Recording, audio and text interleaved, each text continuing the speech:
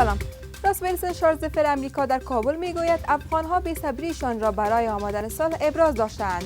با نوشته ویلسون گفتگوها بین افغانان باید آغاز شود تا راه برای یک آتش بس دائمی و جامع هموار گردد. نیروهای پاکستانی در 24 ساعت گذشته 29 راکت بر خاک افغانستان فیر کرده است. عبدالغنی مصمم سخنگوی والی کنر میگوید که نیروهای پاکستانی در 24 ساعت گذشته 29 راکت بر ولسوالی شلتن این ولایت پرتاب کردند، اما تلفاتی در پی نداشته است. اجمل احمدی سرپرست افغانستان بانک با لوی سالنوالی معرفی شد. کمیسیون شکایات مشران جرگه گفته است احمدی در افغانستان کارهای خلاف قانون انجام داده است. 3 طالب رها شده از زندان بگرام حین درگیری در بدخشان از سوی نیروهای امنیتی بازداشت شدند. مقامات بدخشان گفتند که این 3 تن در ولسوالی کوه آب با طالبان مسلح یکجا شده بودند و در نتیجه غرق شدن یک کشتی در آبهای ترکیه شماری از افغانها جانهایشان را از دست دادند. وزارت امور خارجه میگوید 24 تن افغانها در غرق شدگان شامل می باشد.